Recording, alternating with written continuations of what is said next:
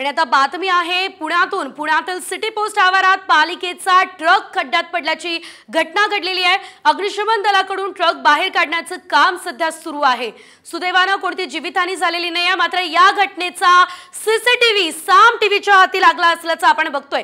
या CCTV footage मध्ये आपण बघू शकतोय कशा प्रकारे हा ट्रक जो आहे तो खड्ड्यात गेलेला आहे। साम टीव्हीच्या हाती हे सीसीटीव्ही फुटेज लागलेलं आहे आणि या सीसीटीव्ही मध्ये आपण बघू शकतोय कशा प्रकारे या खड्ड्यात हा संपूर्ण ट्रक गेलेला आहे। सुदैवाने कुठली जीवितहानी या घटनेमध्ये झालेली नाही आहे, मात्र पुण्याच्या सिटी पोस्ट या आवारामध्ये खड्ड्यामध्ये हा संपूर्ण ट्रक गेला असल्याचं आपण बघू शकतोय।